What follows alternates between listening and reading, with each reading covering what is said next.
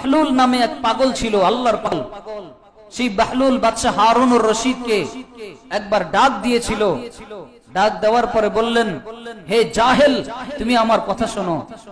বাদশা হারুনুর রশিদ হেসে দিলেন, বললেন, আমাকে তুমি জাহেল বলো, তাহলে জ্ঞানী কে? বাহলুল বলে, আমি হচ্ছি জ্ঞানী, আমি হচ্ছি জ্ঞানী। তখন বাদশা হারুনুর রশিদ হাসা শুরু করে দিল। পরে বলল, তুমি জ্ঞানী কিভাবে হও? তুমি তো একটা পাগল, তোমার ঘর বাড়ি নাই, তোমার চলার জায়গা নাই, কিচ্ছু নাই, তুমি তো একটা পাগল, তুমি কিভাবে জ্ঞানী হও? তখন বললেন, দেখো, আমার চিরস্থায়ী একটা জীবন আছে, সেটা হচ্ছে কবরের পরের জীবন। আমি পাগল এই দুনিয়া নিয়ে চিন্তা করি না, আমি পাগল সবসময় কবরের জীবন নিয়ে চিন্তা করি। আমি পাগল সবসময় কবরের জীবন নিয়ে ব্যস্ত থাকি। তাহলে আমি হচ্ছি জ্ঞানী, আর তুমি হচ্ছ এমন দুনিয়া নিয়ে ব্যস্ত, এমন নেতাগিরি নিয়ে ব্যস্ত, এমন রাজত্ব নিয়ে ব্যস্ত, যেটা তোমার দুইটা চোখ বন্ধ হয়ে গেলে মুহূর্তে শেষ হয়ে যাবে। বাদশা হারুনুর রশিদ তখন বললেন, তুমি ঠিক বলেছো, সাদাক্তা ইয়া বাহলুল, হে বাহলুল, তুমি সত্য বলেছো। এরপরে বললেন যে তুমি আমাকে আরো কিছু নসিহত করো। তখন সে বাহলুল বললেন, দুনিয়ার মোহ ত্যাগ করো, ওই জীবনের প্রতি তুমি দৌড়ে যাও যেই জীবন তোমাকে চিরস্থায়ী রাখবে। দুনিয়ার ভালোবাসা ত্যাগ করো, যেটা ৬০-৭০ বছরের পর এটা চলে যাবে। ওই জিন্দেগির ভালোবাসা অর্জন করো, যেই জিন্দেগির ভালোবাসা অর্জন করলে যেটা কখনো শেষ হবে না, অনন্তকাল থাকবে। বাদশা হারুনুর রশিদ বললেন, আমার কাছে কিছু চাও, তুমি যা চাইবে আমি তোমাকে তাই দিয়ে দেব। বাহলুল বললেন, সত্যি কি তুমি আমাকে তাই দিয়ে দিবে? বলে, হ্যাঁ, তুমি যা চাও আমি তোমাকে তাই দিয়ে দিব।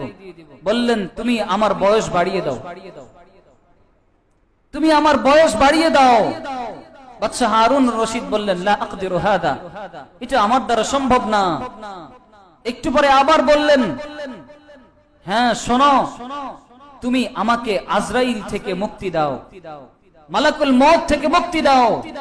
বলে, লা আকদিরু বিযালিক, এটা আমার দ্বারা সম্ভব না, আমি মালাকুল মউত থেকে মুক্তি দিতে পারবো না। বাহলুল তাকে বললেন, তাহলে একটা কাজ করো, তুমি আমাকে জাহান্নাম থেকে মুক্তি দিয়ে জান্নাতে দিয়ে দাও।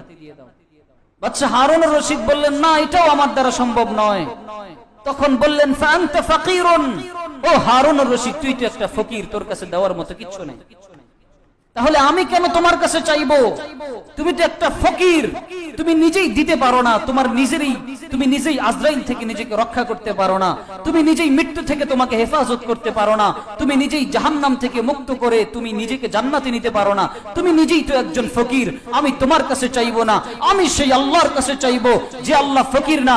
ইন্নাল্লাহা গানিয়্যুন, ইন্নাল্লাহা হাইয়্যুন, ইন্নাল্লাহা কাদিরুন আলা কুল্লি শাইইন, নিশ্চয়ই আল্লাহই হচ্ছেন একমাত্র ধনী, আল্লাহই হচ্ছেন একমাত্র শ্রেষ্ঠ, আল্লাহই হচ্ছেন সবকিছুর উপর ক্ষমতাবান। তাহলে আমি সেই আল্লাহর কাছে চাই যে আল্লাহর কাছে কোনো অভাব নাই। বলেন না সুবহানাল্লাহ।